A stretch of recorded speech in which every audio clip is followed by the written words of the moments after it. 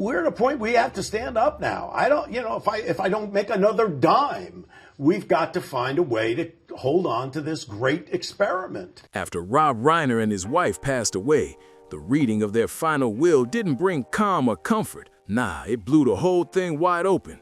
Instead of healing, it triggered chaos, side eyes, and loud accusations flying in every direction. What was supposed to be closure turned into a full-on family meltdown. Here's the jaw-dropper. Their son, Nick Reiner, long labeled the most unpredictable one in the family, walked away with the biggest slice of the pie, reportedly close to $200 million. Insiders claimed the parents were deeply worried about his mental health and future, so they wanted him protected. Sounds caring, right? But this is where the story gets messy fast. Under California law, anyone responsible for serious harm against their parents can inherit a dime. But Nick had an official mental health diagnosis, and legal insiders quietly suggested that this could act as a loophole in the system. That rumor alone sent people talking non-stop. Folks started asking if Nick already knew what was written in that will, and if that knowledge twisted things in a dark direction just to lock in the money. And trust, his siblings weren't staying silent. Romy and Jake came in hot with lawyers, filings, and a full legal showdown. They weren't just challenging Nick, they also went after the share given to Tracy, the adopted daughter, arguing she wasn't biologically related. The gloves were officially off. The tension didn't just grow, it straight up tore the family apart. Years earlier, Rob Reiner had told close friends, "My children are my lifeblood. I've never loved anyone more." Those words hit different now. They echo painfully as his own kids go at each other in a brutal fight over money and pride. It leaves people asking the hard question, was that love really unconditional, or did it slowly flip into greed and heartbreak? From day one, the story carried a dark cloud. On December 14, 2025, a chilling tragedy shook Hollywood to its core. Legendary director Rob Reiner and his wife Michelle Singer Reiner were suddenly at the center of a nightmare that no one saw coming. The shock rippled fast, and the legal fallout only made things heavier, louder, and more intense. As legal analysts explained, there's not guilty by reason of insanity, which that evidence can be used for. In addition, it might be used for purposes of a plea to get something like life without the possibility of parole to avoid something like the death penalty, which Dan Hochman has said may be on the table. That kind of strategy isn't light stuff. It's serious, high-stakes legal chess. They added, so that's what's called mitigating evidence. It's going to be compiled, presented, and we'll see how far it goes for them. Every move now carries weight, and the pressure is only getting heavier. They were found lifeless inside their high-end Brentwood mansion in Los Angeles, and the scene was pure shock. Police flooded the property early that morning, lights flashing everywhere, and within hours, the headline dropped hard. Nick Reiner had been taken into custody. The calm, polished Hollywood image shattered instantly. Authorities accused Nick of being directly tied to the tragic incident that ended both of his parents' lives. The news exploded fast, racing through fans, close friends, and the entire film world. People couldn't believe what they were hearing. It felt unreal, almost like a dark movie plot playing out in real life. But once Nick was arrested, a new question took over the conversation even louder. Who was about to inherit Rob Reiner's massive $200 million estate? The legendary filmmaker left behind 4 children: Nick Reiner, Romy Reiner, Jake Reiner, and Tracy Reiner, his adopted daughter from his first marriage. Decades of film royalties, luxury properties, and serious investments were suddenly frozen in uncertainty. The money was locked up, and the fight over it was officially on. State Attorney Sean Weisbart stepped in to explain how California handles cases this twisted. He made it clear the state enforces something called the Slayer Statute, a law designed to stop anyone responsible for harming someone from cashing in on that tragedy. The rules were sharp, strict, and about to matter big time. According to Weisbart, if someone intentionally and criminally takes the life of someone they're set to inherit from, the law treats them as if they passed away before the victim. That's a hard stop. It means they lose every single right to the estate, no matter what the will says. If Nick were convicted on first-degree charges as alleged, that rule would snap into place automatically. His expected inheritance wouldn't just vanish, it would be redistributed. The money would be split between the remaining siblings, Romy, Jake, and Tracy. And that's where things get even heavier. District Attorney Nathan Hawkman spoke publicly about how cases involving family members are some of the most brutal and emotionally draining situations a courtroom can face. He pointed out that history has already seen this kind of pain before, referencing the long-running and heartbreaking saga of the Menendez brothers. When asked directly, from your position in the courtroom, how does that family dynamic change things, the response was blunt and real. He answered, "This is extremely difficult for the family because they're being pulled in different directions, and that tension is written all over this case, loud and clear." Here's the part that really makes people mad. This law doesn't even need a criminal conviction to kick in. A civil court can still enforce it if they believe there's more than a 50% chance that Nick intentionally caused the tragedy. That alone raised eyebrows everywhere. But Weisbart dropped a twist that stunned everyone, a possible legal loophole that could flip the entire case upside down. The Slayer statute only applies if the act is proven to be intentional. So if Nick's defense team successfully argues that he wasn't mentally competent at the time, the statute might not apply at all. That single argument could change everything. And here's the wild part. If a court accepts that he acted without full awareness, Nick could technically still inherit every penny. That possibility has people furious. Social media exploded, and many started asking if justice could truly exist in a case like this. But the outrage didn't stop there. What really sent things spiraling was a shocking revelation. Hidden inside Rob Reiner's final will was something no one expected. The document, which suddenly appeared on online forums, allegedly contained details so disturbing it turned grief into anger overnight. Whatever was written didn't just tear the family apart, it split the entire nation watching from the outside, stunned and demanding answers. Everyone kept asking the same burning question: what was Rob Reiner hiding in his final wishes that sent this case straight into chaos? The will, reportedly written about 2 years before Rob and Michelle's tragic passing, hit like a bomb. Close friends, longtime colleagues, and insiders were left stunned. The contents didn't just shock the public, they shook the Reiner family to its core. According to the leaked document, Rob Reiner made a decision almost no one saw coming. It was the kind of move that instantly changed how people viewed the entire family dynamic. What was written inside that will didn't feel random. It felt deliberate, heavy, and loaded with meaning. And that's exactly why the fallout was so intense. As one legal voice explained, on one hand, they have to deal with the loss of both their parents in a heinous act of murder, while on the other hand, trying to decide, do we want to come to the rescue of our mentally ill sibling here? That's not a simple choice. It's emotional pressure on a whole different level. They added, and that is very difficult for them to grapple with. We can only hope that they're able to find the strength and ability to sustain everything that they're going through. The weight of that reality is crushing, and the tension just keeps climbing. He made a move no one expected. Rob Reiner chose to leave a jaw-dropping 70% of his estimated $200 million fortune to his second son, Nick Reiner, the same son now accused of being connected to the devastating loss of his parents. That massive share, roughly $140 million, instantly became the hottest point of debate. The inheritance reportedly wasn't just cash, it included full ownership of copyrights tied to Rob's legendary films under Castle Rock Entertainment. Timeless classics like When Harry Met Sally, The Princess Bride, A Few Good Men, and even ongoing Seinfeld royalties were all said to be part of the deal. That kind of legacy money hits different. And it didn't stop there. Nick was also reportedly set to inherit the family's primary Brentwood mansion, a charming New England-style home valued between $10 and $13 million. The irony was impossible to ignore, since that same home was where the heartbreaking incident unfolded.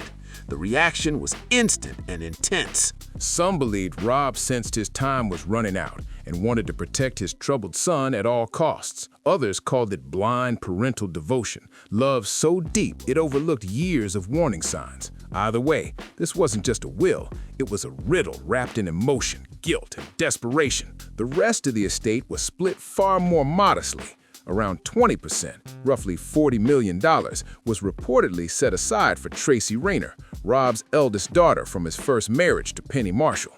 Meanwhile, the final 10% of the estate was split evenly between his two other biological children, Jake and Romy Reiner, leaving them with roughly $10 million each. That uneven split reopened old wounds fast. People close to the family say it stirred up long-buried jealousy and tension that had never fully healed. The money didn't just divide assets, it divided hearts. Rob's will also included a handwritten note, short but loaded with emotion. It read, "I have always believed that each child has their own path, but Nick will need the opportunities I can give him." Those words hit like a punch to the chest. They painted the picture of a father who loved deeply but lived in constant worry. For years, Rob and Michelle had stood beside Nick through every storm. He struggled with addiction, failed career attempts, and long stretches of instability. There were moments when Nick was nearly homeless, dependent on his parents just to survive. Friends of the family revealed Rob's biggest fear wasn't losing his wealth, it was losing his son altogether. So Rob made what he believed was the only move left. He left Nick the largest share of the estate, hoping it would offer one last shot at stability and a meaningful life. In Rob's mind, this wasn't favoritism, it was protection. He wanted Nick to inherit something solid, something that could stand firm against the chaos of his past. But that deeply emotional decision became the spark that ignited one of Hollywood's most shocking family battles. Love, loyalty, and legacy collided in ways no one ever saw coming. Even knowing his son Nick was still battling serious personal demons, Rob Reiner's final message was short but packed with emotion. He wrote, "I just want Nick to have a chance to get back on the right path so he doesn't repeat the mistakes I've seen." Those words hit hard. They revealed that Rob's controversial choice to give Nick a larger share of the inheritance came from fear and love, not favoritism. This wasn't about numbers or power. It was a desperate father worrying about his son's future. Rob wasn't blind to Nick's struggles, but he refused to give up on him. To Rob, that money wasn't a reward, it was a lifeline. As for Tracy Reiner, Rob's eldest daughter, she received 20% of the estate, roughly $40 million. Rob considered the life she had already built, her family, her children, and the responsibilities that came with that role. He wanted her secure, comfortable, and free from financial pressure, able to care for the people she loved without stress. Every choice Rob made felt personal. He wasn't aiming for equality, he was aiming for balance. The remaining 10%, about $20 million, was split between Romy and Jake, his two younger children. Rob reportedly believed they had already built stable, independent lives and didn't need as much support. He had once told them, "You're grown and can stand on your own, but I want everyone cared for in their own way." And the Brentwood mansion, part of Nick's inheritance, wasn't just property, it was a vault of memories. Birthdays, arguments, movie nights, love, pain. Every chapter of their family story lived inside those walls. Rob wanted Nick to keep that house, not just as property, but as an anchor, a place meant to ground him, to remind him where he came from and what truly mattered in life. To Rob, that home wasn't about money, it was about memory, stability, and roots. But once the will leaked, everything went nuclear. The internet exploded with outrage. Fans, critics, and casual observers all locked on to the same burning question. Why would Rob Reiner leave 70% of his entire empire, including film rights and the Brentwood home, to a son accused of being connected to his parents' death? People couldn't process it. Social media lit up overnight with disbelief and fury. Comments flooded in fast. How could he trust someone like that? And this proves blind love can destroy families. The backlash was loud, emotional, and non-stop. Soon, psychologists and legal experts jumped into the debate. Some argued that Rob's deep affection and guilt-driven generosity may have unintentionally created a sense of entitlement in Nick. They pointed to a pattern of rescuing instead of setting limits. One psychologist didn't sugarcoat it, saying, "Sometimes love without boundaries becomes the root of destruction." That line hit hard. It was a chilling thought that Rob's endless attempts to save Nick actually pushed everything toward collapse. As the conversation grew darker, public sympathy shifted fast toward Jake and Romy, the two siblings known for living quiet, independent lives. They never chased money, never sought attention, and never asked for drama. Yet now, they were trapped in a scandal they didn't create, watching their family name burn in real time. Many people started seeing Jake and Romy as the real innocent ones here, the quiet kids caught in the wreckage of a father's misplaced devotion. Still, behind all the anger, there was deep sadness for Rob himself, a man whose love for his children may have blinded him to the storm he was quietly building. One viral post on X said it best: "Sometimes love without limits can be more dangerous than hate." That line hit the world hard. That feeling summed up the global reaction perfectly. Rob Reiner's compassion had spiraled into heartbreak when the will was formally read on December 19, 2025. At exactly noon, Jake Reiner was in Houston when an email from the estate management office landed in his inbox. As he scrolled through the numbers, his chest tightened fast. 70% for Nick, just 5% for him and Romy? This can't be real, he muttered, staring at the screen, pale and shaking. Dad promised he'd be fair. Nick already destroyed everything, and now this? Rage and shock hit all at once. Jake didn't hesitate. He canceled his plans, booked the earliest flight back to Los Angeles, and landed that same night, locked in and ready to fight back. The moment he touched down, he headed straight to Lyons & Associates, the elite Hollywood law firm trusted with the Reiner family trust for years. Inside the sleek glass tower, Jake slammed his palm on the reception desk and demanded action. "I'm Jake Reiner. I need to see Teresa Lyons right now." The legal war was officially on, and there was no turning back. "This is about my father's will." Jake's voice echoed through the marble lobby, snapping heads in every direction. The tension was thick. Moments later, Teresa Lyons, a calm, sharp-minded attorney with over 20 years of experience handling celebrity estate battles, escorted him into a private conference room. She had expected this moment ever since the will went public, but seeing Jake's anger up close was something else entirely. "Jake, I understand your pain. Your father's goal was to protect Nick because he worried about him, but with these criminal charges, everything could change. The Slayer statute may come into play." Her words were steady, but Jake's reaction wasn't. His jaw tightened, eyes burning red with rage. "I don't care about Dad's reasons anymore. Nick took them from us. I'm fighting for what belongs to me and Romy." The room went silent. Without hesitation, Jake signed the paperwork right there, launching this civil lawsuit to lock this fight in motion. Lyons immediately brought in heavy legal muscle, Mark Jerichos, a veteran powerhouse attorney known for defending A-list celebrities in Hollywood's most explosive courtroom wars. Jerichos agreed to represent Jake and Romy, arguing the will was unreasonable because it failed to account for Nick's alleged actions. He pushed for the Slayer statute to be applied immediately to freeze Nick's inheritance before a dime could move. By the next morning, Jake and Romy sat across from their legal team in Jericho's office, knowing the battle ahead was about to get ugly fast. The tension inside the room was unbearable. Thick stacks of documents covered the long conference table, and right in the center sat a single folder labeled Reiner Estate. His eyes stayed locked on one page, the one showing 70% allocated to Nick. Her voice trembled as she whispered, "Why would Dad do this? Nick already destroyed everything, and now he gets it all?" Jake clenched his fists, jaw tight. "I don't get it either. Dad worried about Nick, sure, but $140 million and the house where everything happened?" His voice cracked with disbelief. Meanwhile, we're left with scraps. Romy's tears finally spilled as anger took over. And Tracy, she's not even Mom Michelle's biological daughter. She still gets 20%, she snapped. "Why does she get more than us, the ones they raised together?" Jake nodded, bitterness written all over his face. "Exactly. Tracy has her own life, her own career. She's fine. We're the ones who stood by them, built our own paths, never asked for a dime." His voice rose. "Now it feels like we're being punished for being independent." Attorney Jericho stepped in calmly, cutting through the emotion. "I know how unfair this feels, but remember, if Nick is convicted, his share would be void under the Slayer statute." He paused before adding, "As for Tracy, she's a legally adopted daughter. Under California law, that makes her equal to a biological child." He continued, "Challenging her share would mean proving your father was influenced or not of sound mind when he wrote the will, and that's extremely difficult."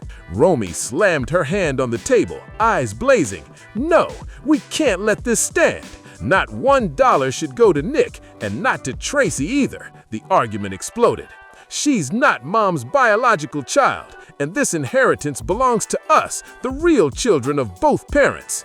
The room crackled with anger. Jake didn't hesitate for a second. "You're right. We'll file to freeze the entire estate until this case is settled," he snapped. "We're not letting outsiders profit from this nightmare." The decision was instant, and the legal war officially ignited. But just as emotions hit a boiling point, a fresh twist slammed into the headlines. A new name stepped into the fight, someone outside the immediate bloodline, but far from silent. Tracy Reiner, after learning her younger siblings planned to challenge the will, decided she wasn't backing down either.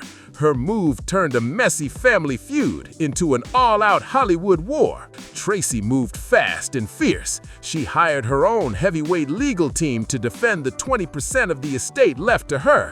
She made it clear she believed that share was rightfully hers. Tracy argued that as the eldest child, she'd been the glue holding the family together for years, supporting her parents, managing tension, and keeping sibling bonds from snapping. To her, stripping away her inheritance wasn't just unfair, it was a straight-up betrayal. Within hours, Tracy brought in David O. Carter, one of Hollywood's most respected inheritance attorneys. Carter wasted no time, firing off a sharply worded legal letter to Mark Jericos, the lawyer representing Jake and Romy. The courtroom clash was officially set, and it was about to get brutal. In the letter, Carter didn't hold back. He warned that if Jake and Romy continued challenging Tracy's portion, he would launch an aggressive countersuit on her behalf. The message was crystal clear. The court was urged to uphold the will in full, except for Nick's share, which Carter admitted could be frozen due to his legal troubles. Tracy Reiner has the same lawful rights as any biological heir, the letter declared boldly. Any attempt to exclude her will be met with full legal resistance. That single statement blew up the headlines. What started as a quiet estate process had now exploded into a full-blown three-way war. Nick's future hung in the balance. Jake and Romy were fighting for what they called fairness, and Tracy was ready to go all in for what she believed was justice. Court filings flew non-stop. Law firms buzzed with late-night strategy sessions. The Hollywood press practically camped outside downtown Los Angeles courthouses, desperate for the next update. The public couldn't look away. Social media turned into a battlefield. Some backed Jake and Romy, saying they were defending their parents' legacy and demanding fairness.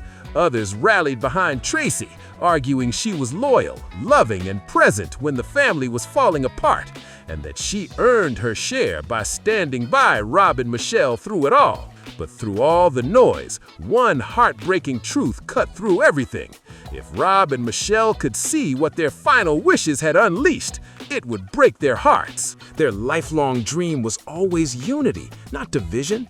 Everyone close to them said Rob and Michelle lived for their kids, always putting family above fame. Even as one of Hollywood's busiest directors, Rob was known for his warmth, humor, and always being present at home. No matter how packed his schedule got, he showed up. He coached his kids through school projects, career pivots, and painful personal setbacks. He never disappeared, never checked out. Friends close to the Reiners said Rob constantly reminded his children, "Your parents will always be here, listening and helping whenever you need us." Those weren't just words, he lived by them. Rob and Michelle were hands-on, loving parents through every storm. They didn't just give emotional support, they gave time, energy, and real resources to help their kids stand strong. And when it came to Nick, that love went even deeper.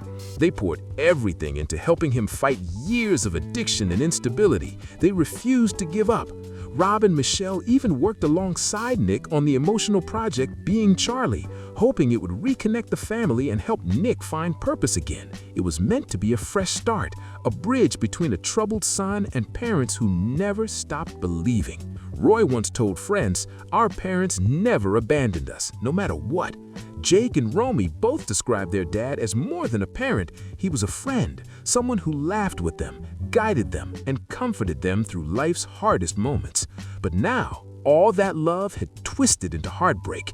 The family Rob and Michelle built with such care was unraveling in public, piece by piece, in front of the entire world. Rob Reiner's friends always said that no matter how wild Hollywood became, his heart never left his kids.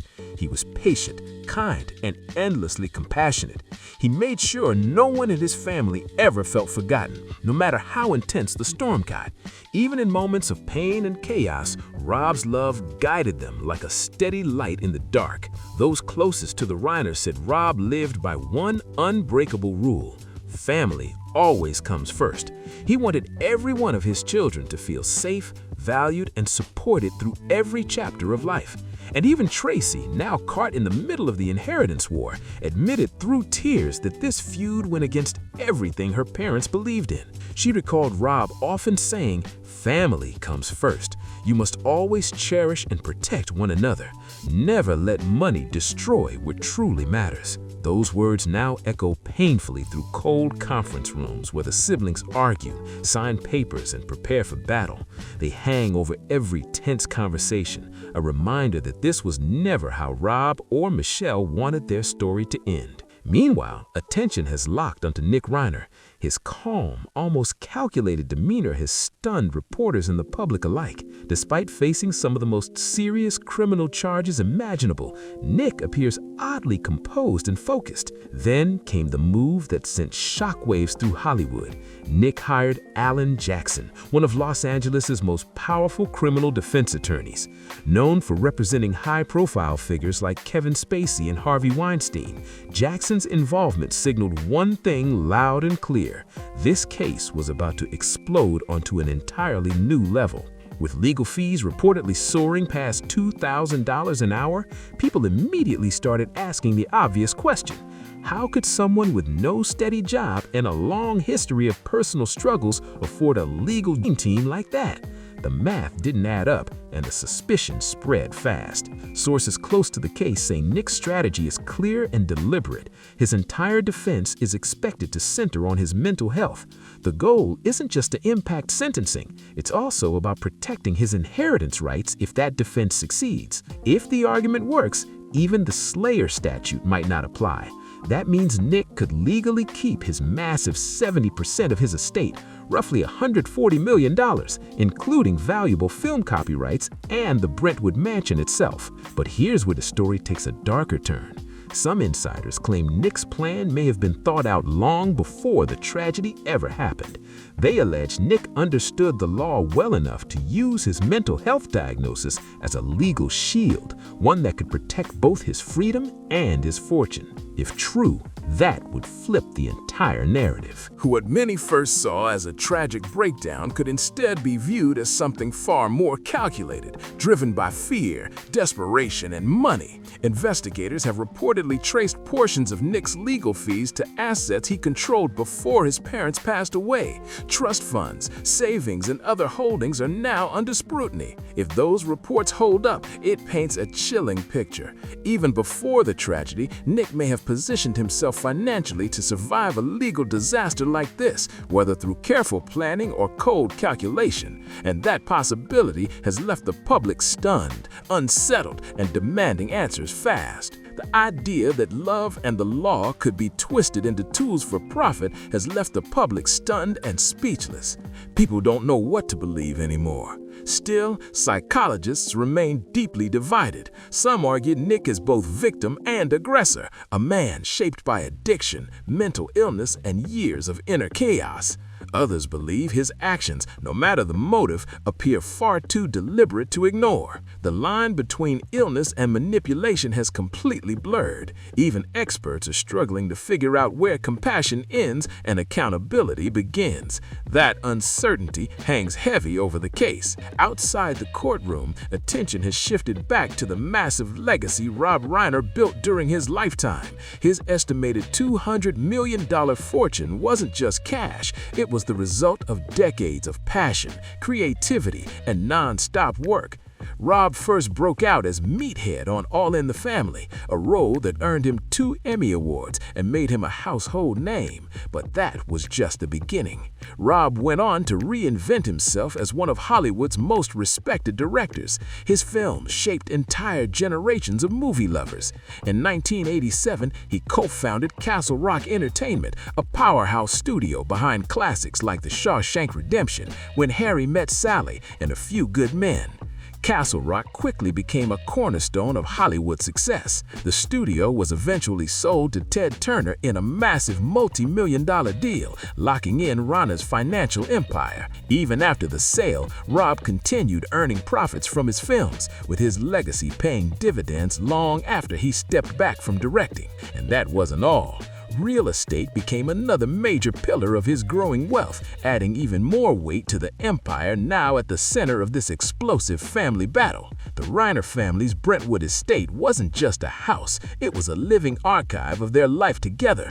Purchased in 1991, the massive mansion spanned nearly 1,000 square meters, complete with lush gardens, a pool, and that quiet, earned luxury that only comes from decades of hard work. Valued somewhere between $10 and $20 million, it stood as the crown jewel of Rob Reiner's success and, heartbreakingly, the site of his final chapter. Rob also owned a beachfront home in Malibu Colony, one of the most exclusive neighborhoods in all of California. That property wasn't just a getaway, it was a serious moneymaker, pulling in hundreds of thousands in rental income during peak seasons. Before that, Rob's smart Beverly Hills investments brought in millions more, proving his sharp instincts and relentless drive at every turn.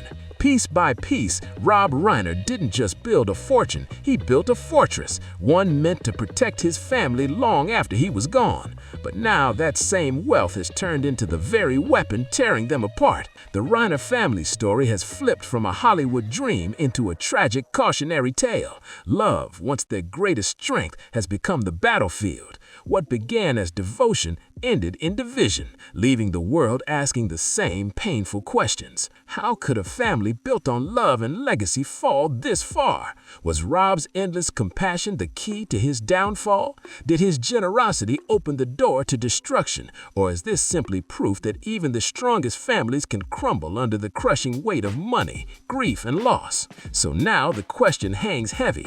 Can the Reiner family ever heal, or has this scandal crossed a line that can never be undone? Has money, grief, and betrayal pushed them too far apart to ever come back together? Drop your thoughts in the comments below. I want to hear what you think. And if this story shook you, don't forget to like, subscribe, share, and comment to keep this conversation going. Your support helps bring these stories to light. Stay locked in, because we're coming back with even more shocking twists behind Hollywood's most heartbreaking family saga.